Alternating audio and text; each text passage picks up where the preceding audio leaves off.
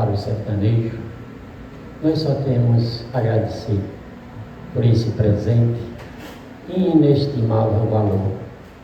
Seria o valor da vinda novamente do Cristo, e nem é preciso que Ele já está entre nós. Então vamos nos conscientizarmos de calma, acalmar nosso pensamento e nos ligarmos o amor maior, pensando e levando dentro de si a grande caminhada da evolução, criando em si uma luz para atravessar os charques, para ir ao compromisso da verdade, do amor, do respeito. E que Jesus derrame bênção grandiosa a todos nós, por despertar a boa vontade de servir. Se estás triste, pense melhor e agradeça por estarmos por aqui. Uma hora caímos, outra hora nos levantamos, nos agradecemos. Graças a Deus. Passar para além, fazer a leitura. Bom dia. Bom dia. Evite um luxo supérfluo. Tudo que sobrecarrega o ambiente atrapalha a vida. Seja sóbrio e natural. O artificialismo distorce e causa fadigas inúteis. A sobriedade repousa o espírito e o corpo. Seja sóbrio e natural em tudo, desde a sua pessoa até o mobiliário de sua casa. Quem pouco tem é que procura mostrar mais do que possui. Graças a Deus. Graças a Deus. Hoje nós temos o palestrante Marcos Campos, que nos traz como uma curiosidade, né? Precisamos falar sobre isto. Exclamando. O que? Pergunta. E a leitura do Evangelho, capítulo 7, Bem-aventurados os pobres de espíritos, item 7 e o item 8, mistérios ocultos aos sábios e aos prudentes. Então Jesus disse estas palavras: Eu vos rendo glória, meu Pai, Senhor do céu e da terra, por haveres ocultados essas coisas aos sábios e aos prudentes, e por as haver revelado aos simples e aos pequenos. São Mateus capítulo 11, versículo 25. Pode parecer singular que Jesus renda graça a Deus por ter revelado as coisas aos simples e aos pequenos, que são os pobres de espíritos, e de as ter ocultado aos sábios e aos prudentes, mais aptos à aparência a compreendê-las. É que é preciso entender pelos primeiros os humildes, que se humilham diante de Deus e não se creem superiores a todo o mundo, e pela segundos os orgulhosos, envaidecidos a sua ciência mundana, que se crê prudente porque o negar, tratando Deus de igual para igual, quando não o reconhece, porque na antiguidade prudente era sinônimo de sábio. Por isso Deus lhe deixa à procura dos sagrados da terra e revela aos do céu aos mais simples e os humildes que se inclina diante dele. Palavra do Evangelho, graças a Deus. Então, Marcos Campos nos explica tudo isso.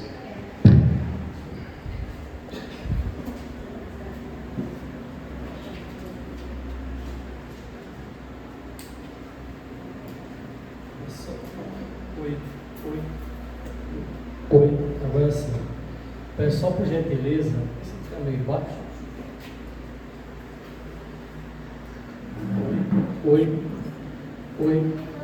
Aumenta só um pouquinho aí, por favor.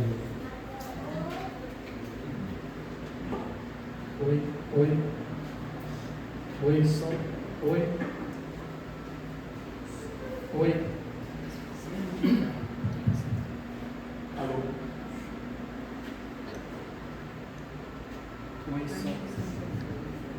Oi, agora sim. Quem puder, desliga só ali a lâmpada aqui, por favor. Agradeço. Bom dia, pessoal. Bom dia a todos e a todas. Como sempre tenho podido fazer, mais recentemente, claro, a presença dos encarnados e desencarnados, para que hoje a gente possa tratar de um tema que abrange vários módulos. Eu assim poderia dizer que esta palestra poderia ser feitas pelo menos 3, mas eu fiz uma espécie de combo para que a gente pudesse otimizar, tá certo, tudo que aqui foi proposto. Como o tema está livre, e aí eu imaginei o seguinte: precisamos falar sobre isto. Por que eu coloquei isto? Às vezes a gente fica dialogando com um e outro aqui, ou antes da reunião mediúnica, ou depois, ou na palestra, antes ou depois, e vários temas acabam surgindo que dariam propostas para uma eventual palestra. E aí eu perguntaria, por exemplo, o que pode passar na mente de vocês que pode aparecer por aqui, que é julgado como algo que precisa ser falado? Por exemplo, deve estar passando alguma coisa, né? Eu acho que, Marcos, nessa palestra deve ser falado sobre isto. Vamos começar? Precisamos ou não falar sobre esse tema? Não é? E muito mais agora, dada a necessidade que a gente tem de aprender sobre ele. Se não, vejamos, ansiedade, eu já li, acho que 3 livros de Augusto Cury que fala sobre isso, psiquiatra, que ele considera a ansiedade como sendo o mal do século. A gente vai aprofundar um pouco sobre isso quando encontramos o transtorno de ansiedade que se acentua por alguns fatores comportamentais, psicológicos. Se não, vejamos, o indivíduo que sofre ansiedade, ele tem fatores como psicológico através de preocupação excessiva, irritabilidade, apreensão, medo intenso e pensamentos catastróficos. Agora eu faço como diz, né? Quem de nós nunca encarnou a ansiedade? Quem de nós nunca passou por isso aqui, por preocupação, né? Salles, que trabalha com comércio, amanhã tem uns boletos para vencer, aí já começa, quando é que eu vou dar conta? E se é dentro de casa, as relações que a gente tem, como é que dá para dar uma maneirada nisso? Enfim, aspectos de ordem cognitiva. A ansiedade traz inquietação mental, é aquela pessoa que é o tempo todo balançando as pernas, balançando os braços, a cabeça, que está parado, entre aspas, mas está viajando aí no interespaço, né? Dificuldade de concentração, lê, fecha o livro, foi que você leu? Não lembro. Não sei. Por quê? Porque não tem foco. No caso de Anthony, tem hiperfoco. Se ele conseguir ler, ele lembra hoje, amanhã, depois, daqui a 100 dias. Mas nós estamos aí nessa berlinda. Indecisão, desatenção e lapsos de memória parecem andarem também de mãos dadas. Então isso forma também aspecto cognitivo e físico. Ora, quem está passando por isso certamente vai sofrer alguma coisa na matéria. A gente sabe que se o espírito passa por alguma coisa, a matéria vai reverberar. Então, tensão muscular, aperto no peito, eu estou sem dormir, e o sono não chega, taquicardia, o coração do nada começa a bater forte, rápido, dor de cabeça, fadiga. Quem de nós não está vivendo isso aí? Agora, o problema é a permanência disso, ou o estágio máximo, ou o estágio de platô, o mínimo. Para finalizar, aspectos de ordem comportamental, a ansiedade faz com que a gente adie as coisas. Isso recebe um outro nome, procrastinação. Não, vamos deixar para depois. Não, é uma espécie de fugir da nossa realidade. Impaciência, isolamento social, porque quem está passando por isso não quer estar o tempo todo dizendo o que está sentindo aos outros, porque querem saber, como é que você está, você está assim. A gente quer se distanciar, daí isso acontecer. Síndrome das pernas e mãos inquietas, como eu falei. Então, são alguns dos indícios. E tem uma escala que potencializa esse tipo de sensação no nosso corpo. Mínimo, você vai encontrar preocupação ocasional, concentra-se nas tarefas e pouco ou nenhum sintoma físico. Leve, ansioso em parte do dia, distração, sono alterado, sensação de pânico. Aí agora começa o sinal mudar de faixa. Agora vamos para o amarelo. Moderado, ansioso na maior parte do dia, sono e concentração piores e sensação de pânico. Forte, ansiedade constante, ataques de pânico. O que era sensação de pânico começa a ser ataque, ou seja, vou morrer, me dá o remédio, enfim, me leva para a UPA, tá? E dificuldade de focar, ou seja, não se concentra em absolutamente nenhuma tarefa, não é só leitura. E debilitante, que é aquela ansiedade intensa, com sintomas físicos graves, medo, incapacidade ou dificuldade em continuar. Continuar o quê? A existir. Por quê? Porque não encontra mais motivo. Então, é importante que a gente saiba onde a gente está nessa escala. Se a gente está nessa laranja, que a gente volte para a amarela e vá subindo, em vez de descer, porque daí vai piorar. E aí é preciso ajuda espiritual para afastar os obsessores que se apoderam dessa situação que a gente está vivendo, também psicológicos, com terapia, enfim, várias outras coisas de apoio e até medicamentosa, se necessário for, para que a gente possa sair dessa situação. E aqui, que é um dos sintomas também que aparece na ansiedade, o medo. Nós estamos vivendo isso, veio até uma psicografia hoje aqui, falando que a gente pode apertar os cintos, não foi com esses dizeres, mas a essência é isso, porque o pior está só começando. Nós estamos no olho do furacão. Nós estamos na iminência de uma terceira guerra mundial. E aí, para passar do caos para a felicidade, ou seja, do mundo de provas e expiações para regenerar e depois feliz, vai ter que tocar fogo no parquinho. Agora o problema é, quem de nós está com sanidade mental suficiente para viver tudo isso? Mas qual é a escolha que a gente tem? Ou fica ou sai. E a gente vai sair? A gente tem que escolher ficar, mas da melhor maneira possível. Como? Tentando se proteger nas nossas necessidades, mas sabendo que a prece, sempre, através do Evangelho, no nosso lar, através da nossa modificação, é que a gente pode tentar passar, não por aqui, pelo meio de tudo, mas pelo menos vamos usar um termo chula, pela beirada, para não ficar tão distante da proximidade de tudo isso que está por vir. Depressão, outro sintoma que é importante ser falado, né? Alterações de humor, que envolve também a presença da ansiedade, apatia, culpa. Aqui ainda chega mais aprofundado, porque ele vai pegar tudo que tem na ansiedade e vai acrescentar mais coisa.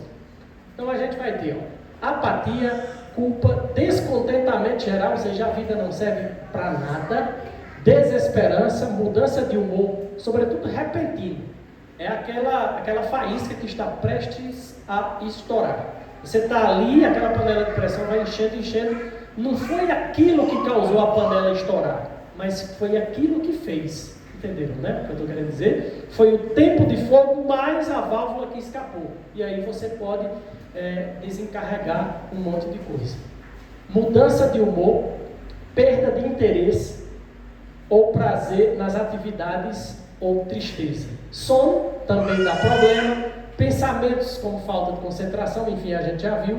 Corpo, fadiga, fome excessiva. Por que a depressão pode gerar fome? Porque o cérebro está precisando de de glicose, mas mais que isso, de um momento de felicidade. E ele vai encontrar isso aonde? No corpo, na comida. Inquietação ou perda de apetite pode ser o inverso? Pode. A bulimia está para isso, né? Dores musculares e agitação, choro excessivo, irritabilidade ou isolamento social, se a causa for de ordem comportamental. É exatamente isso que eu imaginei. Se alguém estivesse depressivo, quando eu estou produzindo essas palestras, eu fico tentando imaginar, antecipar aqui. Então, é exatamente isso aqui. Alguém que está mergulhado ou no oceano, sozinha, e não tem mais o que fazer em muitos casos. Daí ser uma das causas de muitos suicídios. Angústia. Outra causa que precisa ser cuidada. A pessoa que está angustiada, triste, e aqui já, em vez de aceleramento, é aquela espécie de aperto no coração, aquele trava, como a gente diz, né? Aquela sensação de impotência, de impossibilidade de agir ante a qualquer situação no qual a gente está inserido. Muitos de nós passamos por isso, mas o detalhe é a gradação. Em que nível a angústia está a nos atingir? Se é algo que se torna passageiro, faz parte. Mas se é algo que amarra-se como uma bola de chumbo aos nossos pés, aí o bicho pega. Porque a gente vai estar passando muito problema. Raiva. Será que algum de nós tem? De alguém ou de alguma coisa? Provavelmente sim. Aqui não tem nenhum santo, não é verdade? E nem lidamos com santos, como disse o mentor de Raíssa, né? Todos nós estamos aqui porque fizemos alguma coisa, né? Sobretudo não tão boa. Agora, administrar isso aqui ante alguma situação requer atitude. Sobretudo como você estava falando no estudo do Evangelho. Como é que a gente vai ser reativo diante de determinada situação? Por exemplo, se alguém chega e nós vamos sair daqui, vamos para casa e alguém diz: tu vem de onde? Ah, eu estava lá no centro espírita. E a pessoa diz: não tem o que fazer não? Não já começa a ficar assim? E a gente não já começa a julgar? Quem é você? E por que você está dizendo vá? Opa, segura, porque a gente aprende que o importante não é só fazer o Evangelho, é praticar. Então é sobre isso que a gente quer falar. Rejeição / humilhação. Significa o autoabandono. Quando eu tenho medo de ficar sozinho, me apego rápido demais a coisas ou pessoas, sinto que não consigo me sustentar sozinho, aceito pouco para não perder a pessoa que eu estou, ou seja, vive em doses homeopáticas. Fulano, tu não merece estar com ciclano, mas por que tu tá? Ah, porque estou. Ou seja, basta um tiquinho de atenção para que você se sinta prestigiado na sua necessidade de ausência. Ausência de quê? De auto-amor.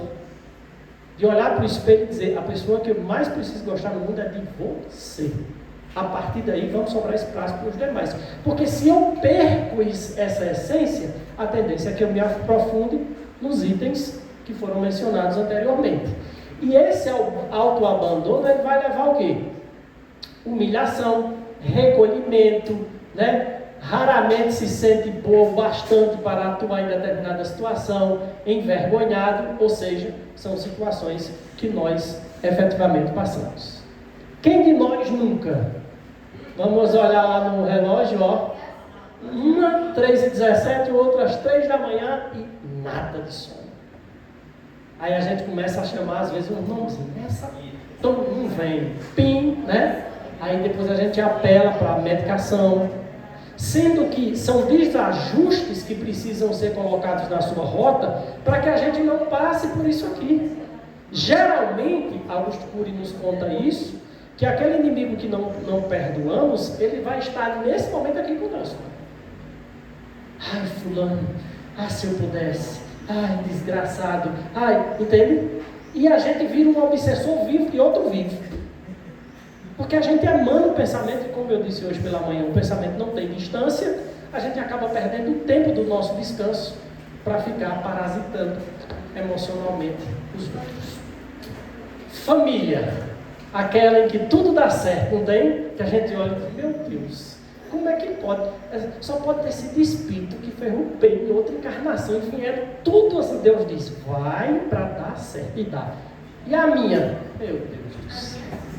Parece que nada Deus escolhido a dedo para a gente vir e ter confusão, ter briga, e o casal, o pai vai lá e diz, ó, meu filho, você fez isso com minha filha e tal e coisa.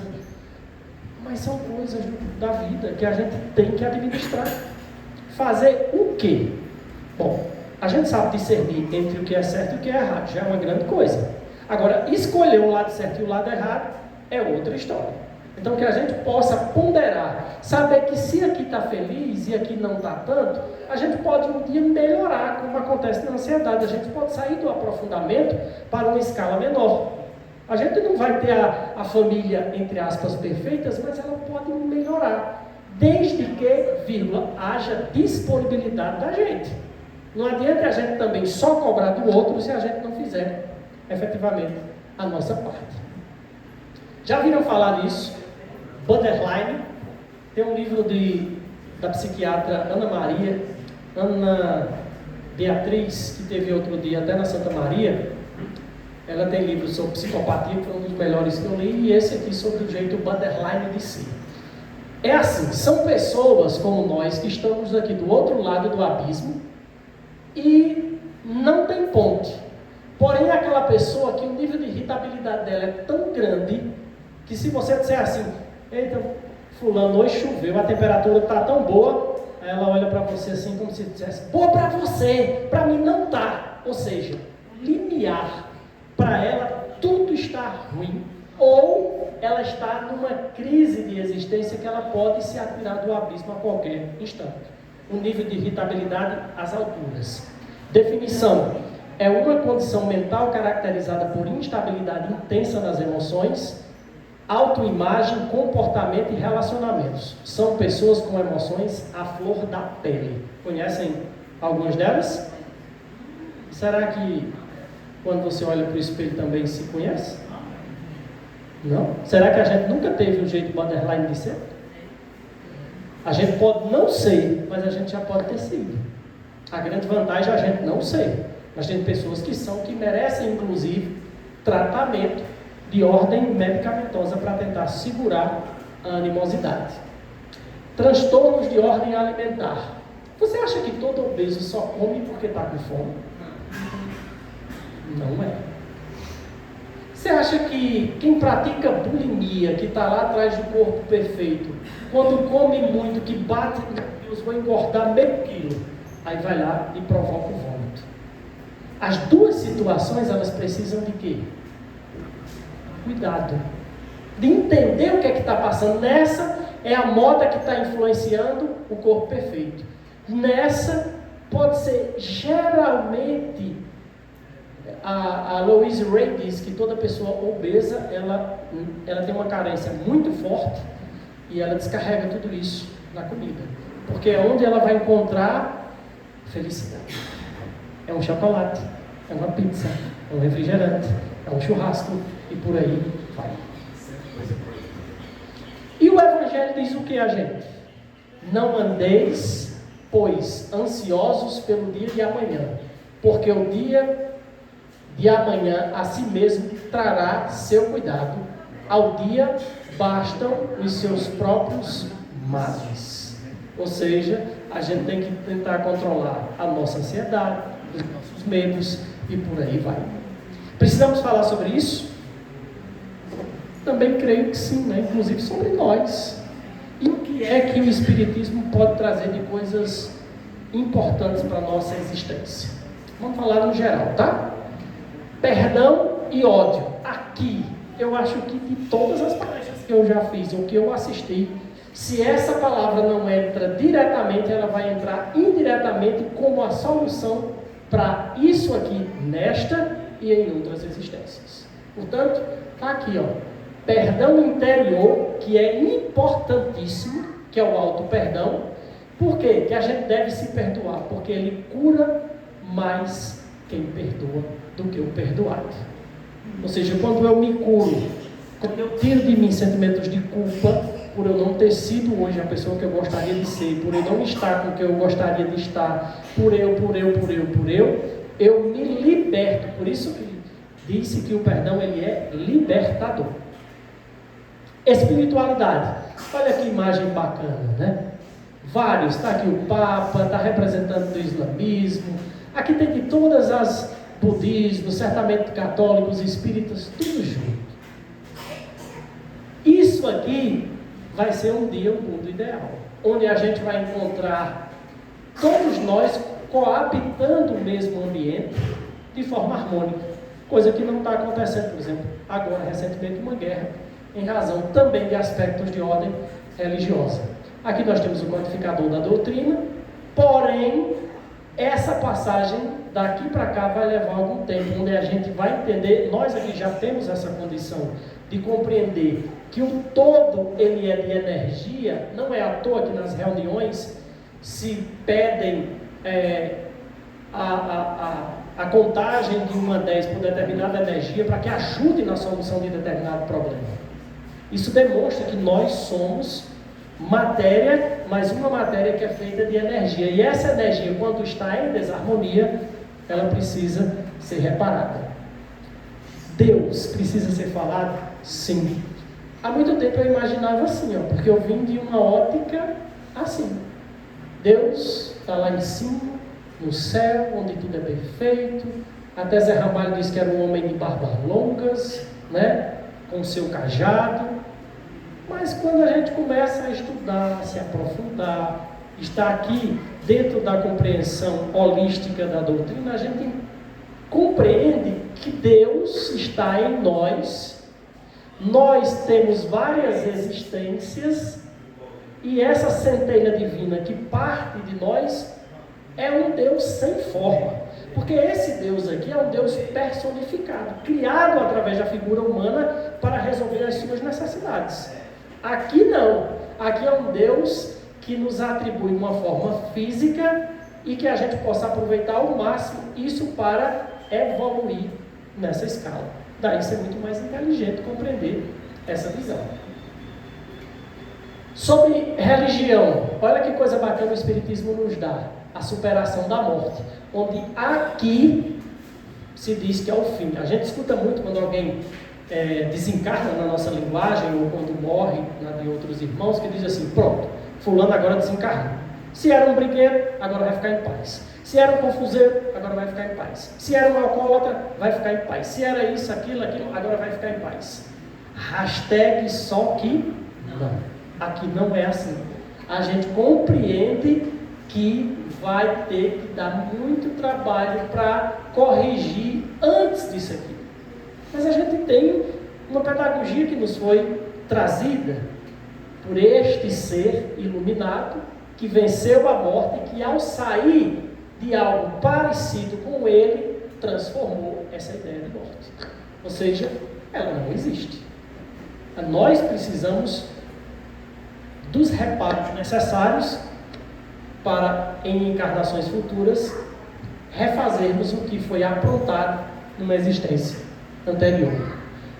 Obsessores é outra coisa que a gente aprende muito aqui, a entender o porquê de muita coisa, a entender a influência que eles têm em nossa vida, na bebida, nas drogas de toda e qualquer sorte, nos relacionamentos. Quando eu vejo às vezes os médiuns fazendo alguns trabalhos nas reuniões mediúnicas, aí dizem assim: está muito densa a energia, vamos fazer uma limpeza. É exatamente isso. Claro, não é assim, mas é como se a gente estivesse precisando jogar água sanitária na nossa roupa, que são as nossas emoções, os nossos pensamentos, que estão aqui nos cobrando muito do que fizemos. Agora, isso é uma faca de dois gumes, como a gente diz aqui. O próprio Evangelho nos ensina que aquele que vive assim, esse que vive cobrando desse, também será cobrado até o último centimo dele. Só um detalhe, é que quanto mais tempo ele ficar cobrando, ele vai ficar mais tempo patinando em areia movediça e não vai sair do canto, ou até mesmo aprofundando a sua existência espiritual. Qual é o grande achado? É quando a gente está na parte de diálogos, em que alguns irmãos que vêm nos médios, o que é que acontece? Eles aceitam sair dessa zona de obsessão e mudar. E aí, quando isso acontece, eu já testemunhei várias vezes isso, a gente percebe que muda o semblante, inclusive, do médium que está, porque ele reverbera a ação do Espírito. E aí ocorre uma verdadeira transformação lá e aqui. Portanto, o Evangelho nos traz o futuro das religiões, segundo Leon Denis, um dos continuadores de Allan Kardec, que afirmou que o Espiritismo não é a religião do futuro, mas o futuro das religiões.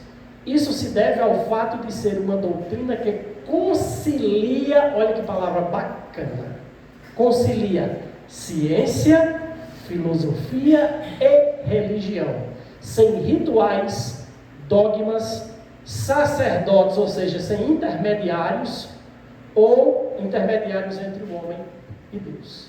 Então, está aí que a gente possa vivenciar isto. Agora, como apareceu aquele slide anterior, a gente vai ter que passar por essa espécie de apocalipse, né, que a gente está a viver. Espero que a misericórdia divina possa nos ajudar. Outra coisa que a gente precisa conversar é sobre a atualidade. E o que é que a gente tem na atualidade? Nós nos deparamos com alguns temas que eles podem tocar a gente. E eu tentei buscar alguns. Toca ou não toca? Toca, derruba, gira desalento, confusão, briga. Quem nunca viu dizer ou quem nunca discutiu por essas duas figuras? Eu estou colocando elas, mas tem a do prefeito, a do vereador, não dá para caber tudo, né? Como esse ano vai ter deles dois, que é a que mais importa é a do presidente, quando a gente olha para essas duas criaturas, passa coisa ruim mesmo para mim. Umas advogam em favor deste, outras em favor deste. Quem está certo, quem está errado? Aí eu não vou entrar no mérito. O mérito que eu quero entrar aqui é o seguinte: se a nossa família foi motivo de desunião em razão desses dois, a gente precisa refazer o jeito que a gente é família. Eu conheço pessoas que deixaram de se falar como parentes próximos, porque um defendia um e o outro defendia o outro. Com certeza eles não vão conhecer essas pessoas de perto, mas eles defendem coisas que os outros defendem tanto, e que a gente diz, tem pessoas que depois de fulano saiu do armário, ou seja, você não defendia isso, ou você não defendia aquilo e agora está defendendo, mas é porque ele encontrou alguém que ele serve de espelho para ele. Repito, não vou dizer quem está certo, quem está errado, tirem as suas conclusões, mas a ideia é de que nenhum deles vale a pena a perda de uma amizade, a perda, enfim, de qualquer coisa que aconteça na nossa família por brigas ou discussões. Porque às vezes que tanto a gente defende, eu já vi isso tanto em política, né? Daqui a pouco, quando você olha, caramba, por que eu fui dizer que fulano era boa peça? Olha como ele fez agora, né? Então todos dois, seu Chico, como nós, não foram boas biscas. Drogas. Está aí outra coisa que a gente precisa conversar. A espiritualidade, eu até disse outro dia a Tauan, eu digo, olha, quando entra no espiritismo, ou se você já tem base, como você, né, Salles e Neide, tem filhos que é criado dentro da doutrina, eles têm tudo para ser muito melhor e evitar esse tipo de coisa aqui, ó, que a gente acaba acontecendo. Mas Marcos fulano é da doutrina espírita, mas ele é um depravado. Aí é outra coisa. Ele teve a chance. Mas tem pessoas que não sabem, achando que a vida termina lá no túmulo, o que elas acontecem? Elas dizem assim, eu só tenho essa vida, se é para só ter uma existência, eu vou viver ela ao máximo. Se é para beber, que eu bebo até cair, tem até uma música, beber, cair e levantar. Aí bebe de novo, cai e se levanta de novo. Se é para fazer isso, aquilo, que a gente faça a exaustão. Lá atrás, as escolas literárias no arcadismo chamavam isso de carpe diem, ou seja, aproveitar ao máximo. Mas se você já prestou atenção que tudo aquilo que a gente faz demais, chega um momento que a gente enjoa? Quer um exemplo? Eu gosto muito dessa história contada, eu acho que foi Leandro Carnal. Bom, o Leandro ou Mário Sérgio Cortella. Imaginemos que todos nós gostamos de algum prato. Ele diz que adora pamonha. E por gostar de pamonha, uma vez uma pessoa chegou para ele e levou pamonhas para ele comer. Só que não levou uma pamonha. Levou tipo assim, 20 pamonhas. E ele levou essas pamonhas para casa e com a necessidade, a ânsia de comer, né? Pamonha, eita, nós já estamos com vontade, né? Aí o que acontece? Ele começou a abrir a pamonha. E a primeira pamonha, gente como nós, ele comeu assim de forma imediata. Ele disse na palestra, nunca comeu uma pamonha tão deliciosa. E depois foi abrir a segunda pamonha. E começou a comer também a segunda pamonha. Mas o homem que comeu a primeira pamonha já não é mais o mesmo que come a segunda pamonha. Porque ele já não tem tanta fome como tinha, a quantidade de glicose no sangue já se alterou, então o cérebro já começa a se rearranjar, mas ele gosta de pamonha, então vamos comer mais pamonha. Você acredita que quando ele chega na 8ª, 10ª pamonha, já não dá mais para comer pamonha? Sim ou não? E você acha que a pamonha pode ser o que na nossa vida?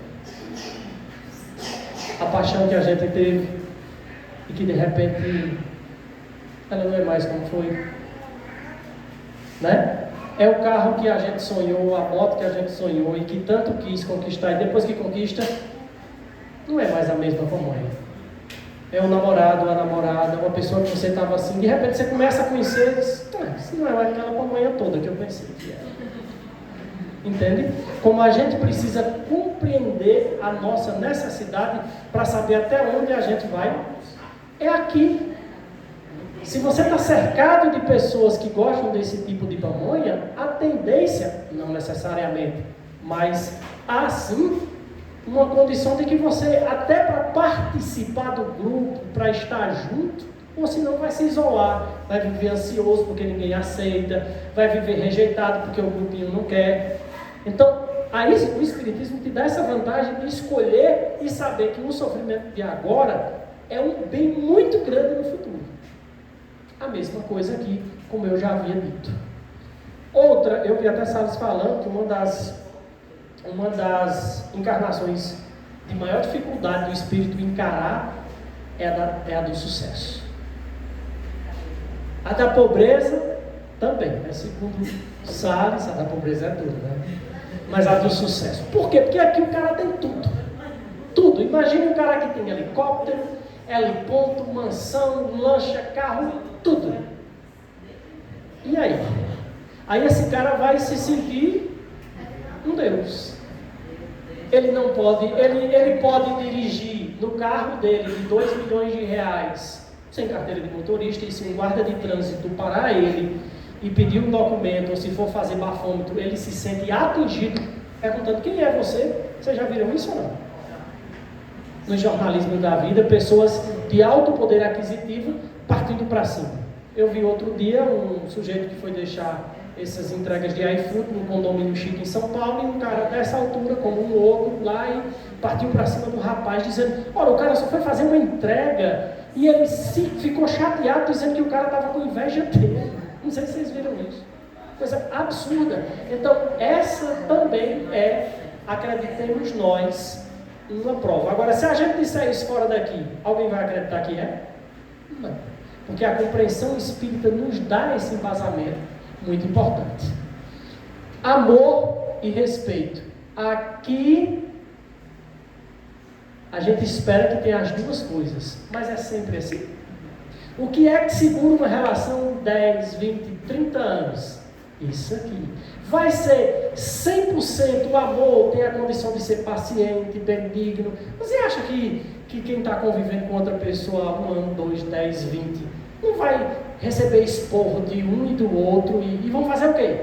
E o cara vai endoidar, né? Que dizem por aí. Quer dizer, eu brigo com minha esposa e eu vou fazer o quê? A gente tem que entender, eu vou dizer isso de brincadeira, que o casamento é uma espécie de regime semiaberto de prisão, né? A gente trabalha durante o dia e vem em casa dormir. E se acontece alguma coisa, mesmo durante esse tempo que a gente vem, faz parte. Ou a gente acha que se um relacionamento terminar, você vai encontrar esse príncipe aqui, terminou, essa princesa vai encontrar outro príncipe. Ah, meu Deus, o problema está na sua carência, na sua necessidade, e não o contrário. Vamos ouvir o que é que esse amigo Rossandro Cligem tem a nos dizer. Tem que ter colocado cultura, eu nem te avisei. É rapidinho.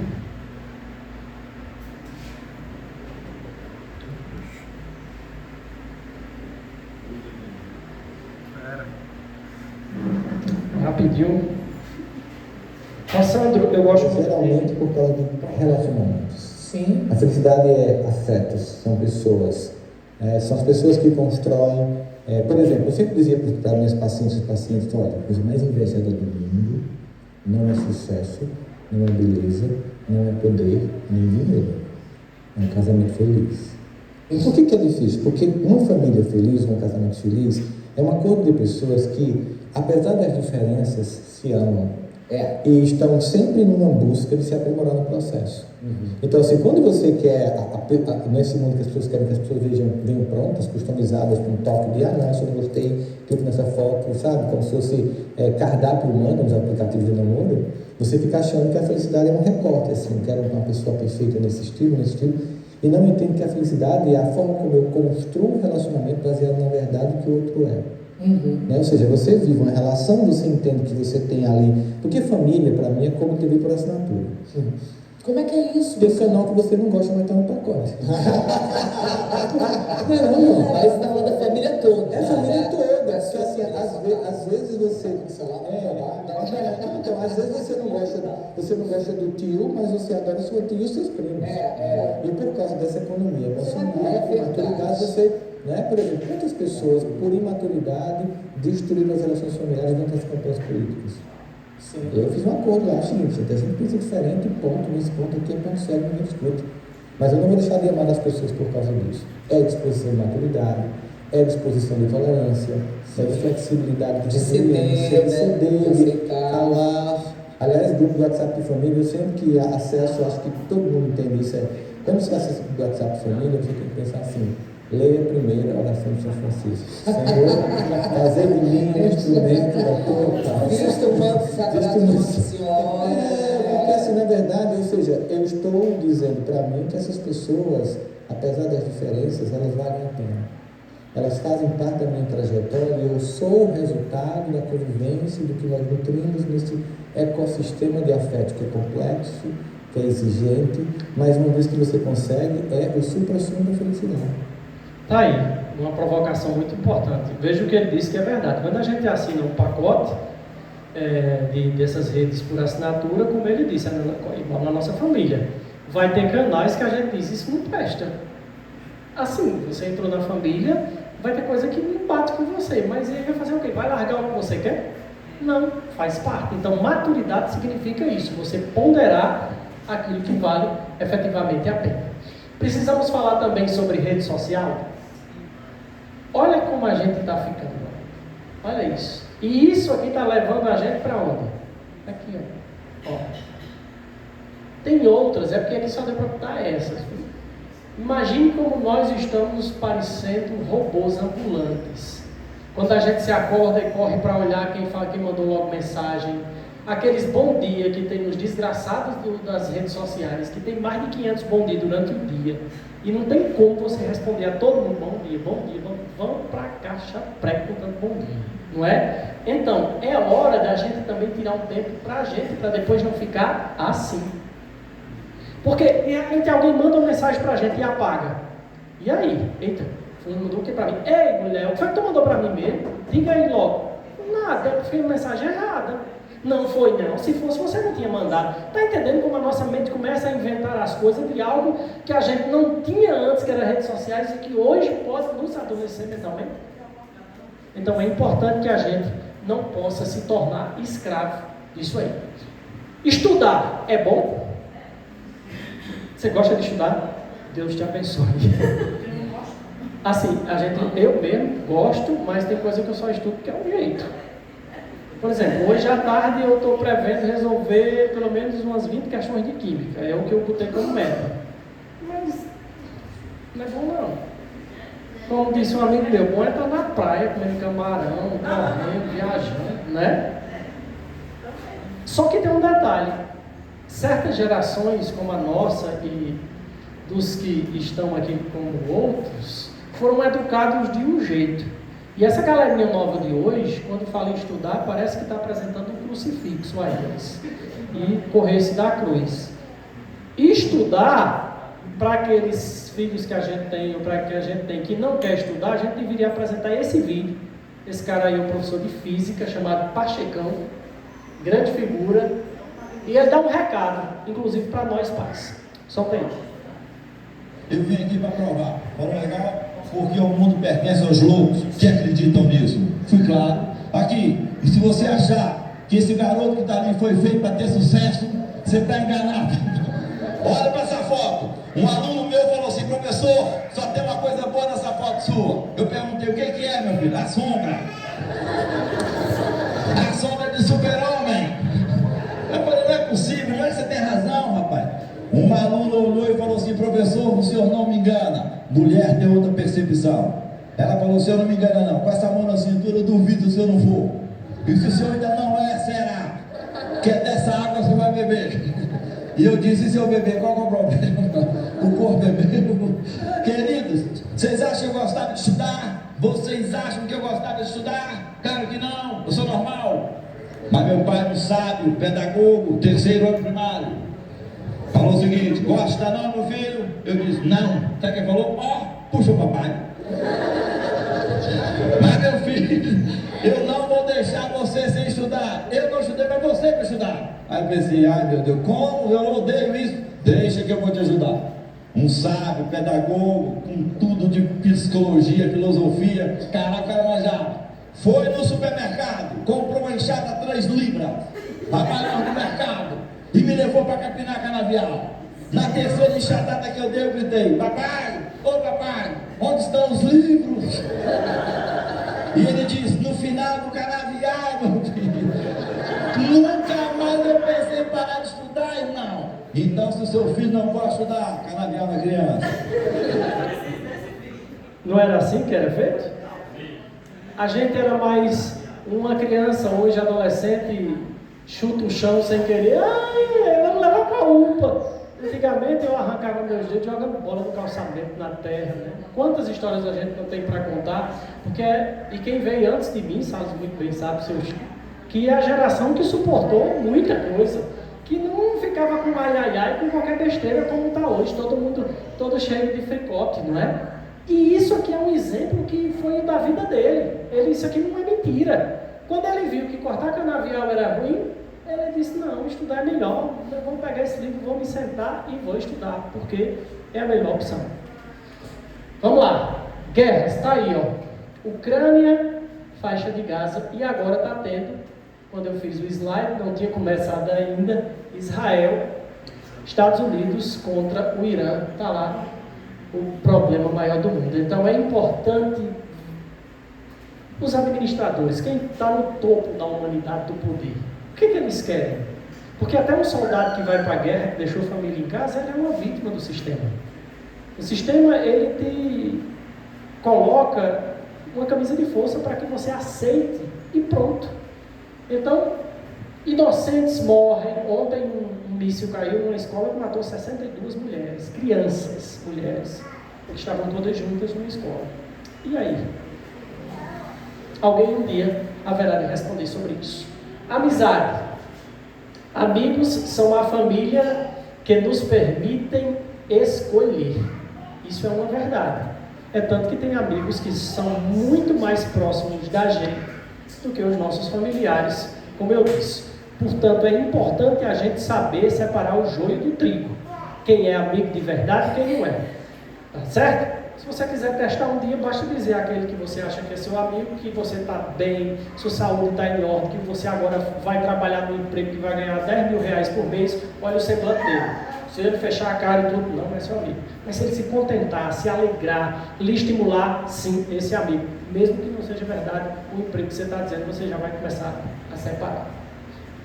Paixão, sexo, aborto. Merece também falar sobre isto ou não? Quantos casais não se conhecem hoje em dia numa festa, fazem sexo, depois vão comprar medicamento para abortar? É ou não é assim? Por quê? Porque eu conheci ele ou ela hoje. Tem que ser hoje. Não tem aquele tempo, sabe? Hoje a mensagem é rápido. Mas em outros tempos era amiga, hein? Diz a tua amiga que eu estou interessado nela. E aí, aquele tempo, aquela coisa, era muito mais romântico, muito mais interessante. Hoje não, é assim. Mas isso pode chegar através de uma mensagem de celular, ó.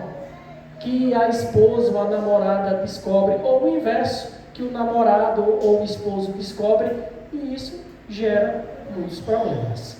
Então que a gente saiba ponderar que a paixão tem o seu estágio, porque tem tanto homem, velho, mulher também, tudo igual, que às vezes se apaixona, a gente diz, fulano está parecendo um adolescente. Quer dizer isso?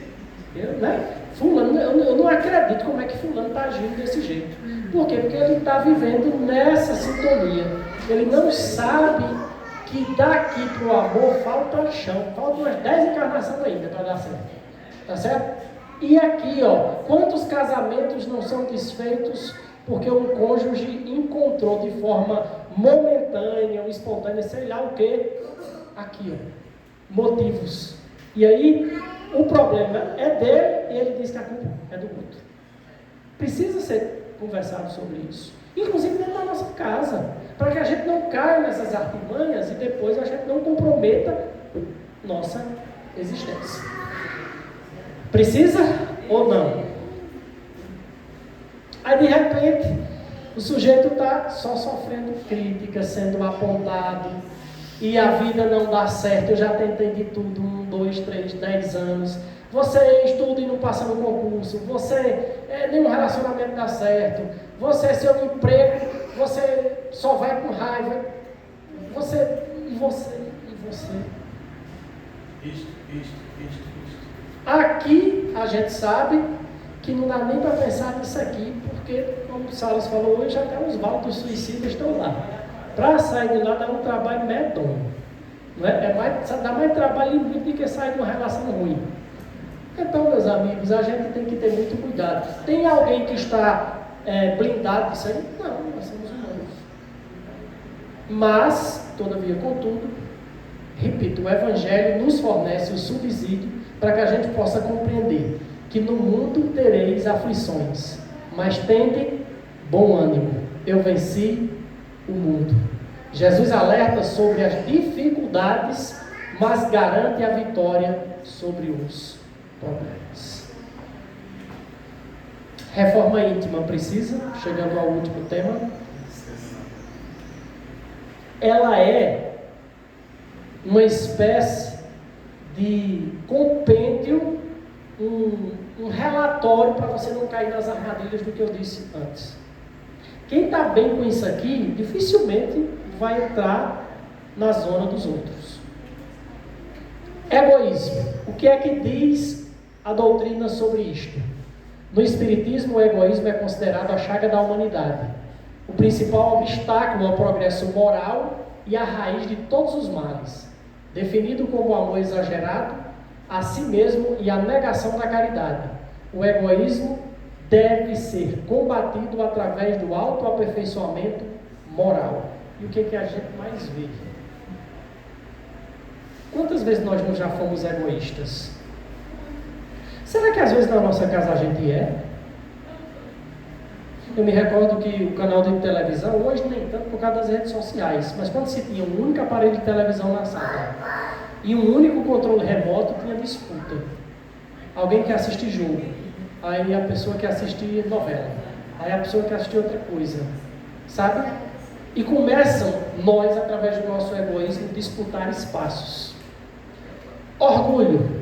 No Espiritismo, o orgulho é considerado a maior chaga da humanidade e o principal obstáculo ao progresso moral e espiritual, funcionando como a raiz do egoísmo. Parece o texto anterior.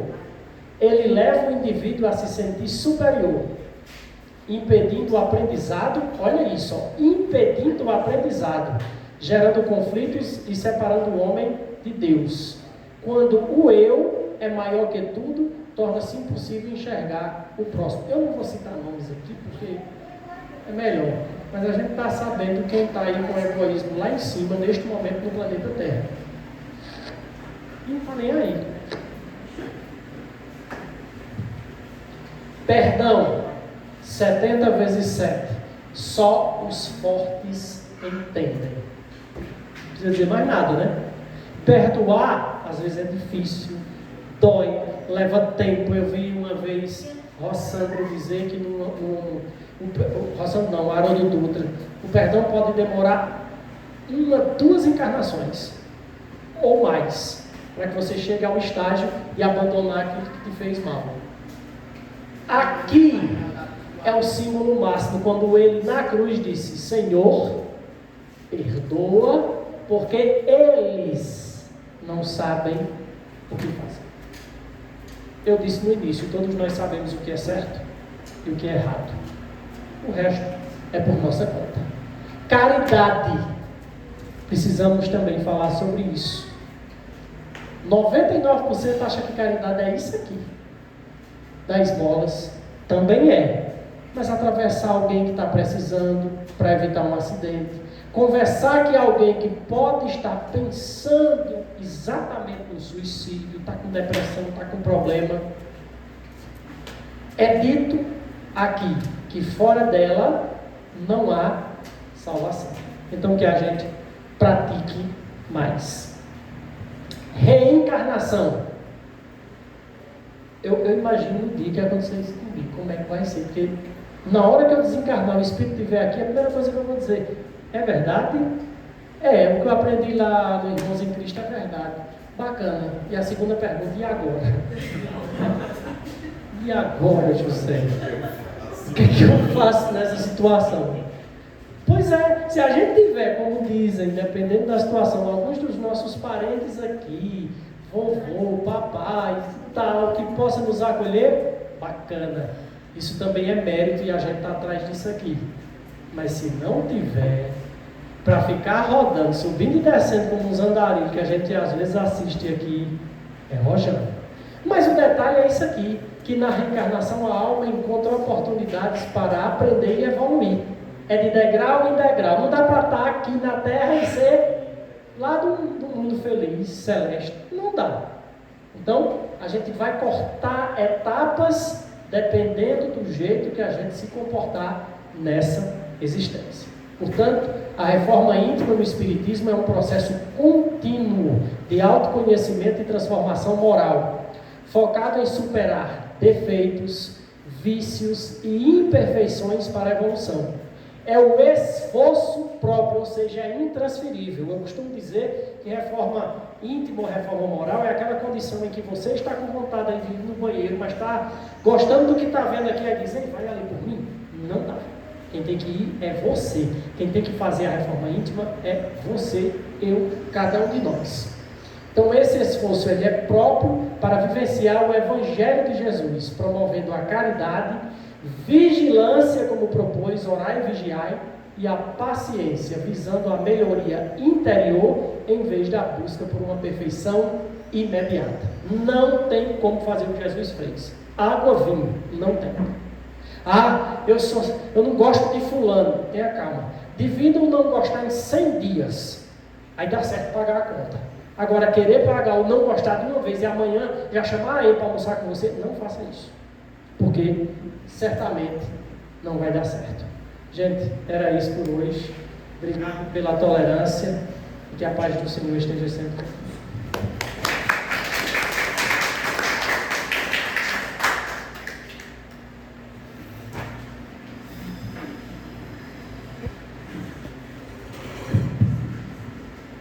Pois é, em nome de todos, nos agradecemos pela tua explicação, nos colocando, né? Precisamos falar sobre isso. Precisamos também da presença de Sala para falar sobre esse final.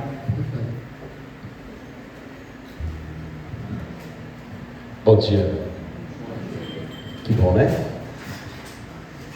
Satisfeitíssimo, professor Marcos. Que faça mais vezes para a gente ser tocado da forma que fomos hoje, para a gente voltar para casa com essa autorreflexão e se propor a melhorar no que for possível, já que não podemos fazer tudo de uma vez, conforme você confirma.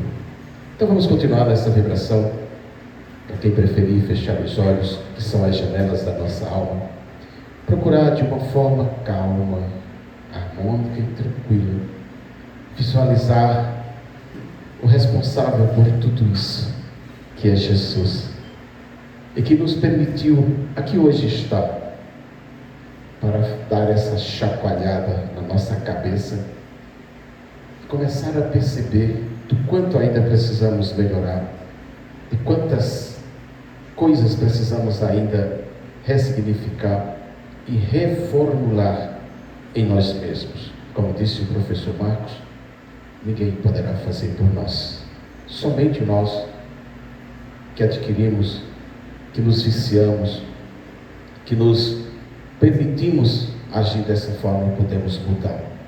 Que o Mestre Jesus, com o seu amor infinito, com as energias curadoras do seu olhar, também possa solicitar a sua Mãe Santíssima nos envolver com o seu manto de amor e com o seu amor de mãe nos ajudar a ser melhores a cada dia. E que essas energias, que essas bênçãos também possam se estender aos nossos irmãos em Cristo que não puderam estar aqui hoje, que possa preencher o nosso lar, os torná-los mais harmônicos, para que uníssimos um sentimento de sermos melhores a cada dia possa acontecer de fato. Que assim seja. Graças a Deus. E agora vamos para o passo, nos organizando. Um grande abraço a todos.